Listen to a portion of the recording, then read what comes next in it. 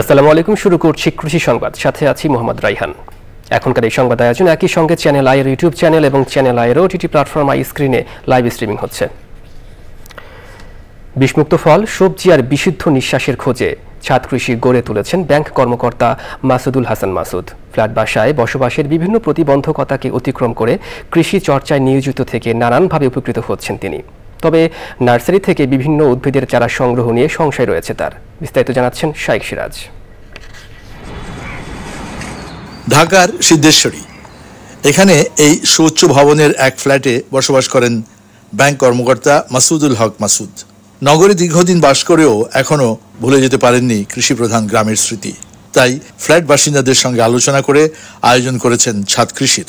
কয়জন আছেন আপনাদের এখানে? এখানে 14 জন ফ্ল্যাট ওনার আছে। এই বিল্ডিং এ শুরু হয়েছে 2017 সাল থেকে। এর আগে অন্য জায়গায় আমি যখন ভাড়া বাসায় যখন ছিলাম তখন ওখানে বারান্দায় মরিচ গাছের দিয়ে আর কি শুরু হয়েছিল। ছাদের এক এক অংশের বৈচিত্র্য এক এক রকম। এখান থেকে মিটছে পরিবারের নিরাপদ সবজি আর ফলের চাহিদার কিছু অংশ। টমেটো আছে, ফুলকপি আছে। এই আমটা হলো আমাদের আম্রপালি, এটা আমাদের আমরা যেটা মিষ্টি আলু করছেন। মিষ্টি আলু আছে, আমরা 12 মাসই হইতে থাকে। আর কলাও অলরেডি 2-3 বার নেওয়া হয়েছে আর কি। এটা মালটা আর কি, খুবই মিষ্টি মালটা এটা আর কি। এই উদ্যোক্তার দাবি, নগরীর সবুজায়ন এগিয়ে নিতে আগামীর উন্নয়ন পরিকল্পনায় ছাদ কৃষিকে অনেক বেশি গুরুত্ব দেওয়া উচিত। গ্রাম অঞ্চলে কিন্তু আমাদের উপজেলায় প্রত্যেকটা উপজেলায় এক কৃষি কর্মকর্তা আছেন। যদি আমাদের শহর কেন্দ্রিক যেগুলো আছে কৃষি কর্মকর্তাদের এখানে নিয়োগ দিয়ে ছাদ কৃষিটাকে পরিচর্যার জন্য পরামর্শ দেন, তাহলে এটা ভালো একটা রেজাল্ট আসবে আমাদের আশা করি আর কি। এখন যে বিল্ডিংগুলো প্ল্যান পাস হইতেছে, প্রত্যেকটা বিল্ডিং এর ছাদ কৃষি করার উপযোগী করে প্ল্যানগুলো পাস করানো উচিত। ভালো লাগা আর ভালোবাসা দিয়ে শহরে বসবাস করেও যারা ছাদ কৃষি করছেন তাদের সবার সৃজনশীলতার গল্পটা একই রকমের।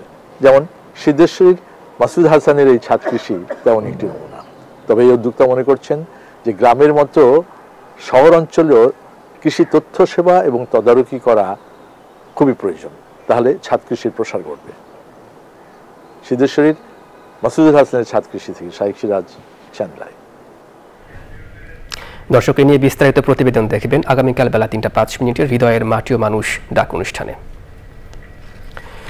সিরাজগঞ্জে লক্ষ্যমাত্রার চেয়ে এবার সরিষা আবাদ হয়েছে বেশি। পাশাপাশি সরিষা আবাদকে কেন্দ্র করে ব্যাপক মধু সংগ্রহ শুরু করেছে মৌচাষীরা। তারা বলছেন মৌমাছির পরাগায়নের ফলে ফলনও হচ্ছে বেশি। সরিষা আবাদ বৃদ্ধি ও মধু উৎপাদনে সকল ধরনের সহযোগিতা ও পরামর্শ দিচ্ছে কৃষি বিভাগ। ফেরদৌস রবিনের পাঠানো তথ্য ভিডিও চিত্রে রাজীব আহমেদের রিপোর্ট।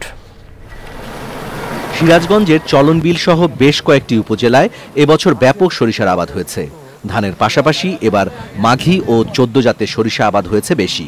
কৃষক জানান আবহাওয়া অনুকূলে থাকায় এবার খরচ হয়েছে অনেক কম। পাশাপাশি মৌমাছির পরাগায়নের ফলে গতবারের চেয়ে সরিষার ফলন এবছর ভালো হবে বলে আশা করছেন তারা। আমাদের এই চলনবিলটা শস্যের আবাদ ভালো হয়, আবার অনুকূলে থাকে এবং আমাদের এই মাটির উর্বরতা ক্ষমতা খুব ভালো। এখন দেখতে দিন দিন শস্য আমার মনে খালি বেরিয়ে চলছে, আল্লাহ দিলে আমার খুব লাভ। কৃষি বিভাগের পক্ষ থেকে চলনবিল সহ সিরাজগঞ্জ জেলায় সরিষা ও মধুর উৎপাদন বাড়াতে পরামর্শ ও সহযোগিতা দেওয়া হচ্ছে। বিভিন্ন প্রকল্পের মাধ্যমে তাদেরকে পরামর্শ দিচ্ছি যাতে নির্বিঘ্নে সরিষার আবাদ করতে পারে। তো মাঠ পর্যায়ে এখন পর্যন্ত সরিষার কোনো রোগ বালাই নাই। তো আশা করছি যদি আবহাওয়া ভালো থাকে তাহলে আমাদের এই বছর সরিষার আবাদ খুবই ভালো হবে। আশা করছি বাম্পার ফলন হবে এবং যে সরিষা হয়েছে তাতে আশা করছি আমি একটা হিসেব করেছি যে আমাদের সেজুন জেলায় প্রায় আমার 1100 কোটি টাকার সরিষা উৎপাদন হবে। চলতি বছর জেলায় সরিষা আবাদ হয়েছে 87,125 হেক্টর জমিতে। Rajib Ahmed, channel I.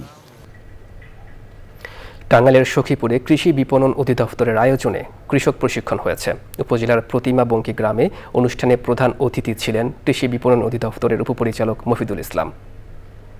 টাঙ্গাইল কৃষি বিপণন অধিদপ্তরের সিনিয়র বিপণন কর্মকর্তা ফারজানা খানের সভাপতিত্বে অনুষ্ঠানে উপস্থিত ছিলেন কৃষি গবেষণা ইনস্টিটিউটের ঊর্ধ্বতন বৈজ্ঞানিক কর্মকর্তা আশিকুর রহমান, ডিএম এর সিনিয়র মনিটরিং অফিসার রশিদুল ইসলাম ও অন্যান্যরা। এ সময় কাঁঠাল সহ বিভিন্ন ফলমূলের বাজারজাতকরণ নিয়ে আলোচনা করা হয়।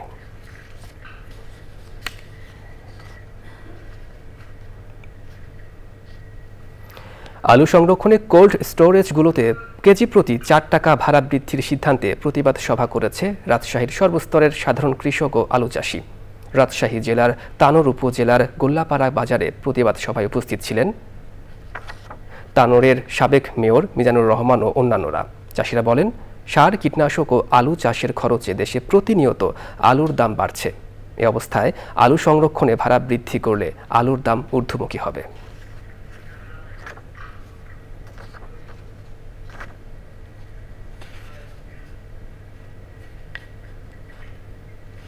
এই ছিল কৃষি সংবাদ। সবাইকে ধন্যবাদ।